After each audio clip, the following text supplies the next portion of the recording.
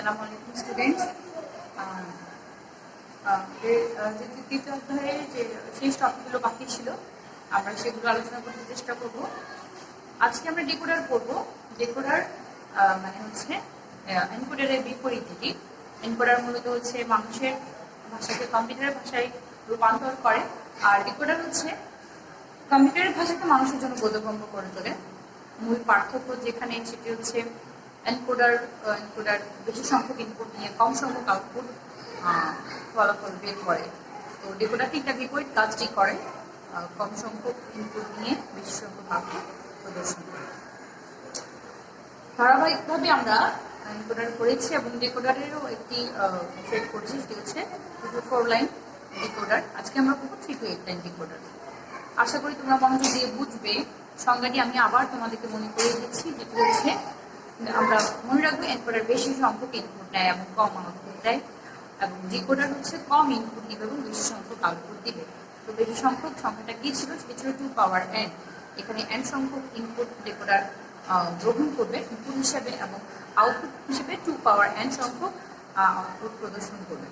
ওকে, decoder তো এক line decoder. এখানে আমি একটি ব্লক ডায়াগ্রাম তোমাদেরকে দেখাচ্ছি। খেয়াল করো, এখানে 3টি ইনপুট প্রবেশ করছে এবং 8টি আউটপুট বের হচ্ছে। আমরা ইনপুটগুলোকে XYZ ধরেছি, যেখানে আউটপুটগুলো D0 থেকে D7 পর্যন্ত। তো এই ব্লক ডায়াগ্রাম থেকে আমরা ট্রুথ টেবলে যাচ্ছি। ট্রুথ টেবলটি আমি আগে থেকে করে রেখেছি, যারা প্রিভিয়াস ক্লাস করেছো তাদের জন্য নিশ্চয় বুঝতে কষ্ট হবে না। XYZ আমরা ইনপুট 3টি ইনপুটের জন্য সর্বোচ্চ সংখ্যক যে ইনপুট হতে পারে আমরা 8টি কম্বিনেশন করেছি। 2 পাওয়ার n হিসেবে এখানে 8টাই কম্বিনেশন হয়। তো 2 পাওয়ার 3 যেহেতু 3টি ইনপুট, সেক্ষেত্রে 2 পাওয়ার n হলে 2 পাওয়ার 3 মানে 2 কিউব ইকুয়াল টু 8। 8টি ইনপুট হবে, তাহলে 8টি কম্বিনেশন 8 বার আমি যদি ট্রায়াল করি, সেক্ষেত্রে ডেকোডারে কিরকম আউটপুট হবে সেটার যে মনে রাখার কৌশল, সেটি ঠিক এনকোডারের ইনপুটের বিপরীত। সেটি কি? সেটি হচ্ছে এনকোডারে যেখানে আমি ইনপুট দেওয়ার সময় যে কোনো একটি ইনপুটকে আমি 1 রাখতে পেরেছি, ডেকোডারের ক্ষেত্রে সেটি ঠিক তার বিপরীত। ডেকোডারের ক্ষেত্রে এই শর্তটি বা এই সিস্টেমটি হবে আউটপুটের ক্ষেত্রে। এখানে তুমি এই 8 বার ট্রায়ালের মধ্যে প্রত্যেকবারে যে কোনো একটি আউটপুট 1 পাবে, বাকি আউটপুটগুলো অটোমেটিক্যালি 0 আসবে। এটাই ডেকোডারের নিয়ম। তুমি এই 8 বার ট্রায়ালে 8 বার 1 পাবে এবং সেটি হবে ভিন্ন ভিন্ন। তো সিরিয়ালে আমি যদি প্রথমে XYZ এ 0 প্রবেশ করাই, XYZ এ আমি যদি প্রথম ট্রায়ালে 0 দিই, তিনটাতেই যদি আমি 0 দিই, সেক্ষেত্রে D0 মানে হচ্ছে যে আউটপুটের বেস 0, যে আউটপুটের কি বলা যায়, এটা হচ্ছে D0, এর স্থানীয় মান বলা যায় D0। তাহলে সেখানে আমি 1 পাচ্ছি। 0 0 1 মানে যেখানে XYZ এর ইনপুট কম্বাইন হয়ে এক ইনপুট হয়, সেখানে D1 মানে আউটপুটে যার মান, যার বেস 1, যার স্থানীয় মান 1, সেখানে আমি আউটপুট 1 পাচ্ছি। এভাবে যখনই ইনপুট লাইনে 2 আসছে, D2 তে আমি 1 পাবো। ইনপুট যখন 3 আসবে, তখন D3 তে আমি 1 পাবো।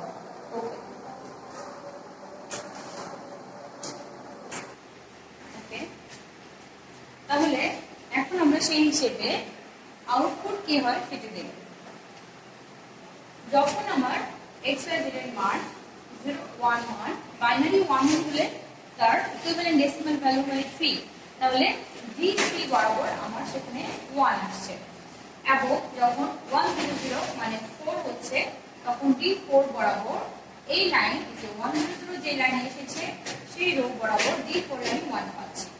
সেম 1 0 1 বাইনারি মানে সেটার ইকুইভ্যালেন্ট ভ্যালু হচ্ছে 5, ডেসিমাল 5, তাহলে D5 বরাবর 1 পাবো। দেখি তাহলে এই যে D5 হচ্ছে, D5 বরাবর এখানে 1 পেলাম। সেম যেখানে 6, যে 6 এ 1 পেলাম, যেখানে মান 7 হচ্ছে সেখানে আমি D7 বরাবর এই যে শেষ D1 পেলাম। তাহলে এই হচ্ছে নিয়ম অনুযায়ী ট্রুথ টেবলটা লিখা বা জানতে পারো। আর আমি যেটা টেকনিক বলি তোমাদেরকে, সেটা হচ্ছে সহজে মনে রাখার যে উপায়। এখানে আমার মূল মনে রাখার বিষয় হচ্ছে আমার ব্লক সার্কিট, ব্লক ডায়াগ্রাম। এটি যে মনে রাখতে পারবে তার জন্য ট্রুথ টেবল করা এবং সমীকরণ বের করা এবং সেই সাথে সমীকরণ থেকে সার্কিট আঁকা কিন্তু খুবই সহজ।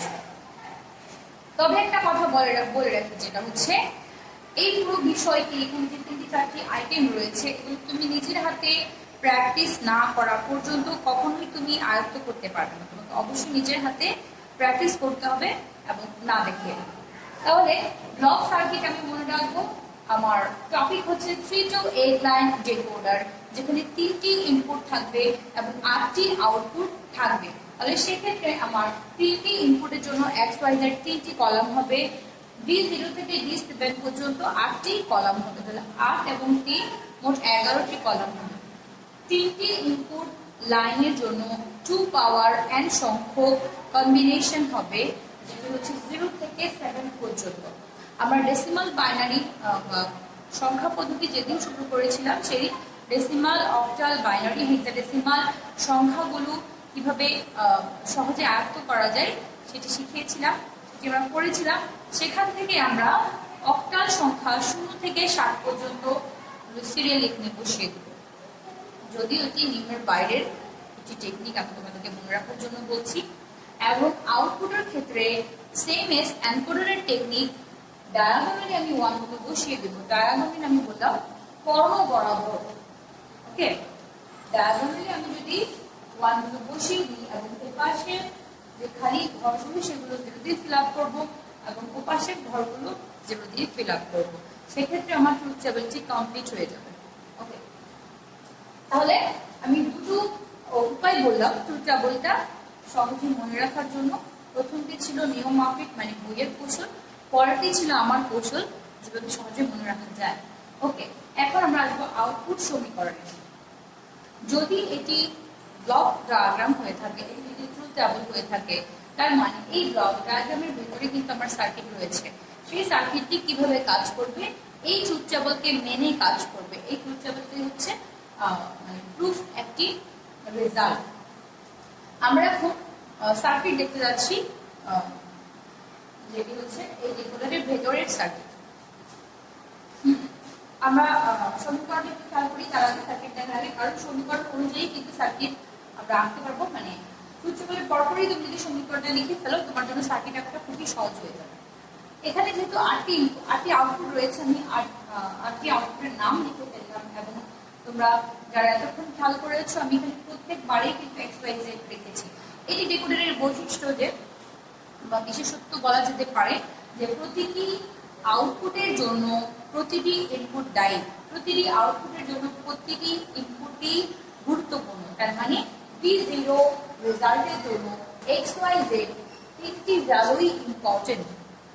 সেম অ্যাজ D1 এর জন্য, যেখানে আমি 1 পেয়েছি, খেয়াল করবে এখানে D1 এর জন্য কিন্তু 8টি রেজাল্ট রয়েছে। আমি কিন্তু 8টি রেজাল্টকে কাউন্ট করবো না, যেখানে 1 পেয়েছি শুধুমাত্র তাকেই আমি প্রায়োরিটি দিব। আমি প্রথমেই বলেছি, এই যে এনকোডার ডিকোডার শুরুর ক্ষেত্রে এখানে 1 এর প্রায়োরিটি, 1 এর বিশেষত্ব, 1 এর গুরুত্ব, 1 কিভাবে পেলাম, 1 কেন পেলাম, 1 কোথায় আছে, এগুলো নিয়েই কিন্তু এখানে সব ধরনের কাজকর্ম। মানে মূল বিষয় হচ্ছে 1 পাওয়া, বা 1 পাওয়ার জন্য কি কি করতে হবে সেটা।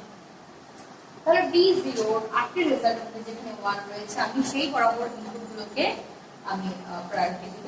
D1 এর ক্ষেত্রে যেখানে 1 রয়েছে, সেই 1 বরাবর 4 ইনপুটগুলো কাজ করছে, সেগুলোকে আমি আমার কাউন্টে আনব। তাহলে ওকে, আমরা আউটপুট সমীকরণগুলো আরেকটু দেখছি সার্কিট আঁকার আগে। D0, D1, D2, D3, D4, D5, D6, D7, এই আউটপুট সমীকরণগুলো আমরা এই যে ট্রুথ টেবল, এটি দেখে দেখে করব। এখানে D0 থেকে D7 পর্যন্ত প্রতিটি আউটপুটের জন্যই কিন্তু XYZ 3টি ইনপুটই দায়ী থাকবে, মানে হচ্ছে এদের প্রায়োরিটি থাকবে, কোনোটি বাদ যাবে না। এবং আমরা কাউন্ট করব আউটপুটের যে লাইনে 1 পেয়েছি, সেই লাইন বরাবর আমার ইনপুট কি কি রয়েছে এবং তাদের ভ্যালু কি। প্রত্যেক আউটপুটের জন্য তিনটি ইনপুটকেই কিন্তু এখানে প্রয়োজন। এই জন্য আমি প্রতিটি আউটপুটের ক্ষেত্রে তিনটি ইনপুটকেই কিন্তু লিখেছি। এক্স ওয়াই জেড এখানে প্রত্যেক সমীকরণেই রয়েছে এবং তোমরা দেখতে পাচ্ছ বার কোথায় দিয়েছি। B0 এর প্রথম লাইনে প্রথম আউটপুটটি 1 পাওয়া গিয়েছে, সেই 1 বরাবর যে আউটপুট রয়েছে এক্স ওয়াই জেড এর কে লিখলাম এবং তিনটি আউটপুটই 0, এই জন্য এখানে বার দিয়েছি। সেম এস B1 এর জন্য হচ্ছে 0 0 1, তার মানে x0 y0 z1, তাই x এবং y এর মান 0 হওয়াতে x এবং y এর উপরে বার হয়েছে। সেম এস B2 যেখানে মান হচ্ছে 0 1 0, তার মানে x0 y1 z0, এই জন্য x বার এবং z বার রয়েছে। সেম এস 3 এর জন্য 0 1 1 D4, যেখানে D4 বরাবর এখানে 1 পাওয়া গিয়েছে, ln বরাবর ইনপুট হচ্ছে 1 0 0, তাহলে D4 x এর মান 1 হবে, y এবং z এর মান বার হবে কারণ y এবং z এ 0 রয়েছে। সেম এস D5 বরাবর এই লাইনে আমি পঞ্চম লাইনে 1 পেলাম, পঞ্চম লাইন বরাবর ইনপুট হচ্ছে 1 0 1, x এর মান 1 y 0 z 1, তাহলে এখানে শুধুমাত্র y এর বার হবে। এই যে D5 এ শুধুমাত্র y এর বার হবে। D6 এ 1 1 0, শেষ ইনপুটটি হচ্ছে 0, এই জন্য z এর বার হলো। D7 এ কোনোটাতেই 0 নেই, এই জন্য কোনোটাতেই 0 হয়নি। এখন আমরা সার্কিট আঁকাটা দেখব, কিভাবে আমরা সার্কিট আঁকি। আমি বেসিক্যালি যেটি মনে করি যে সহজ, সেটি হচ্ছে আমি ডান পাশ থেকে সার্কিট আঁকাটা পছন্দ করি। ডান পাশ থেকে আঁকলে আমার জন্য মনে হয় যে ঝামেলা কম হবে। তাহলে আমি প্রতিটি আউটপুটের জন্য, আচ্ছা আরেকটা কথা বলে রাখি, সেটা হচ্ছে ডেকোডারের সমীকরণের জন্য, মানে ডেকোডারের ভিতরে যে গেট সেটি হচ্ছে অ্যান্ড গেট। তোমরা খেয়াল করো সমীকরণের দিকে, B0 আমি লিখেছি x বার y বার z বার, এখানে আমি কোনো সিম্বল দেইনি, তার মানে হচ্ছে x dot y dot z। এখানে কিন্তু যৌক্তিক গুণ অপারেশনটি হবে, যৌক্তিক গুণ মানে ডট মানে হচ্ছে অ্যান্ড গেট। প্রতিটি আউটপুটের জন্য এখানে অ্যান্ড গেট হবে, যেহেতু এখানে 8টি আউটপুট, এখানে 8টি অ্যান্ড গেট ইউজ হবে।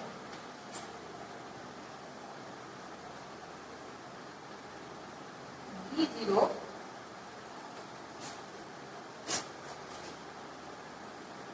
B1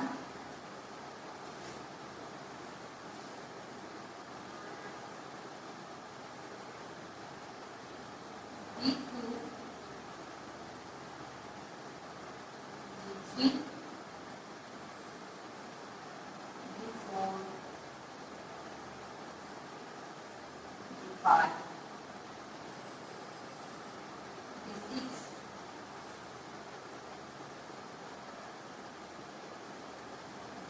B7। তাহলে এই হচ্ছে আমার অ্যান্ড গেট, আমি এঁকে ফেললাম। এখন আমার কাজ শুধুমাত্র ইনপুটগুলোকে জয়েন করানো। ইনপুটের ক্ষেত্রে তোমরা খেয়াল করো, আমি যেখানে এক্স ওয়াই জেড তিনটি ইনপুট দিয়েছি, আমার এখানে কিন্তু শুধুমাত্র এক্স ওয়াই জেড নেই, এখানে কি রয়েছে এক্স ওয়াই জেড এর পাশাপাশি এক্স বার ওয়াই বার এবং জেড বার রয়েছে। তাহলে আমাকে এই বারগুলোর জন্য এক্স ওয়াই জেড এর সাথে নট গেট যুক্ত করে এই বার আনতে হবে। তাহলে খেয়াল করো, এখানে আমি x এর জন্য একটি দাগ টানলাম, y এর জন্য, আচ্ছা x বার এর জন্য একটি দাগ টানলাম, সেম এস y এর জন্য একটি দাগ টানলাম, y বার এর জন্য একটি দাগ টানলাম, z এর জন্য একটি দাগ টানলাম, z ইনপুট লাইন, এটা হচ্ছে z বার। তাহলে আমি নিচেও লিখে দিচ্ছি, এটি x হয়, এটি x বার, এটি y হলে এটি y বার, এটি z হলে এটি z বার। তাহলে আমি এখান থেকে দেখি শুধুমাত্র দাগটি চেঞ্জ করছি। তাহলে x বার, y বার এবং z বার। আশা করি তোমরা দেখতে পাচ্ছ আমার এখানে লাইনের একটু ডিফারেন্স হচ্ছে। x বার, y বার এবং z, D1 এর জন্য x বার, y বার এবং z। x বার এখানে আমি এটা নিচে তাহলে এখান থেকে টেনে দিচ্ছি, x বার, y বার এবং z।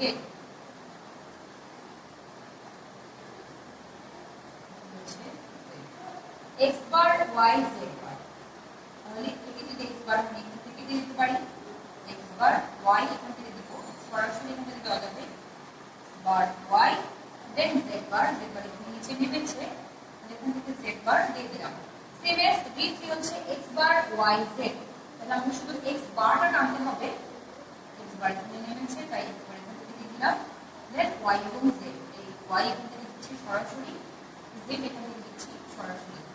d4 x y বার z বার, x সরাসরি এখান থেকে দিচ্ছি x y বার এখান থেকে দিচ্ছি, দেন z বার, z বার এখান থেকে দিচ্ছি। d5 এর ক্ষেত্রে x y বার z, x এখান থেকে সরাসরি দিচ্ছি, y বার এখান থেকে দিচ্ছি এবং z বার, সরি এটা হচ্ছে d5 x y bar and z, সরাসরি z যাবে, নট z বার। d6 এর ক্ষেত্রে x y z বার, x y z বার, x যাচ্ছে এখান থেকে, দেন y যাবে এখান থেকে, দেন হচ্ছে z বার, এখান থেকে যাবে। ওকে, এরপরে আসছে d7 যেখানে কোনো বার নেই, x y 7 x y z তিনটি সরাসরি যাবে d7, x y then z। তাহলে এইভাবে কমপ্লিট হয়ে গেল আমাদের লজিক সার্কিট অফ ডিকোডার। তাহলে 3289 ডিকোডারের ক্ষেত্রে আমরা একটু খেয়াল করি, এক্স ওয়াই জেড আমরা সহজে বার যেন আলাদা করতে পারি, এই জন্য কি করলাম, এক্স এর জন্য একটু লম্বা দাগ টানলাম। সাধারণত আমরা ইনপুটকে সরাসরি টেনে দেখিয়ে দিই, কিন্তু এখানে যেহেতু অনেকবারই এখানে এক্স লাগবে, এক্স বার লাগবে, এই জন্য আমি এখানে লম্বভাবে টানলাম এবং আইটি নট গেট লাগে সেটাকে এক্স বার ইনপুট ক্রিয়েট করলাম, সেম এস ওয়াই এবং ওয়াই বার, জেড এবং জেড বার। এই সার্কিটটি চাইলে তুমি অনেকভাবে করতে পারো যদি তুমি বুঝে থাকো। এখানে একটু ঝামেলা হয়ে গেছে, এটা তুমি চাইলে পরিষ্কারভাবে লিখতে পারো কিভাবে সেটি ছিল। এখানে সরাসরি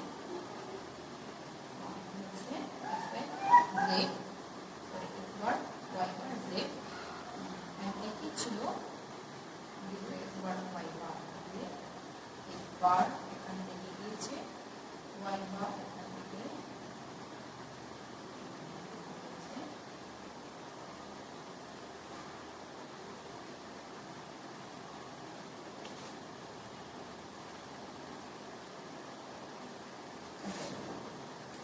যেভাবেই হোক তোমার লাইনগুলো যাতে ক্লিয়ার থাকে এবং পরিষ্কার লাইনগুলো কাটাছেড়া না থাকে সেটি খেয়াল করবে। এবং যাদের এই সার্কিট করতে সমস্যা হতে পারে বা তুমি মনে করো যে তুমি পারফেক্টলি আঁকতে পারবে না, কাটাছেড়া হবে, সেক্ষেত্রে তুমি পেন্সিল ইউজ করতে পারো, নো প্রবলেম। তুমি লজিক সার্কিট আঁকতে পেন্সিল ইউজ করতে পারো। এবং সবখানেই যদি এখানে টুথটা বলে কারো কনফিউশন থাকে বা লেস কনফিডেন্স থাকে যে তোমার ভুল হতে পারে, সেক্ষেত্রে তুমি এখানেও পেন্সিল ইউজ করতে পারো। তবে বেস্ট হচ্ছে তুমি যদি দুবার তিনবার নিজের হাতে প্র্যাকটিস করে ফেলো, এগুলো আয়ত্তে আনা কোনো ব্যাপার না। তাহলে হয়ে গেল আমাদের ডিকোডার সার্কিট। সমীকরণ অনুযায়ী তোমাকে এভাবে কিন্তু লিখে তোমাকে সমীকরণ দুবার লিখতে হবে না, তুমি এখানে লিখে এখানে সার্কিটটি কমপ্লিট করতে পারবে। ওকে, তাহলে ডিকোডারের এটা হচ্ছে ব্লক ডায়াগ্রাম, এটা হচ্ছে সার্কিট। পরীক্ষায় যে কোনো দুটি অংশ তোমাকে লিখতে দিতে পারে সর্বোচ্চ, হয় ট্রুথ টেবল এবং সার্কিট, অথবা ব্লক সার্কিট বা ট্রুথ টেবল, অথবা ব্লক সার্কিট সাথে লজিক সার্কিট। তবে তোমাকে কিন্তু তিনটা অংশই সমানভাবে মনে রাখতে হবে, এখানে একটি অপরটির সাথে জড়িত, খুব ভালোভাবে মনে রাখবে। কারণ বেসিক জিনিসটি ক্লিয়ার না থাকলে তুমি কিন্তু সাধারণ অবজেক্টিভও যদি ডেকোরেশন সম্পর্কে জানতে চাই তুমি কিন্তু পারবে না। ওকে, তোমাদের সবার জন্য শুভকামনা। আশা করি তোমরা সবাই ভালোমতো পরীক্ষা দিয়েছো, পাস করেছো। তোমাদের কাছে এটাই রিকোয়েস্ট থাকবে তুমি অবশ্যই হাতে প্র্যাকটিস করবে। ধন্যবাদ সবাই।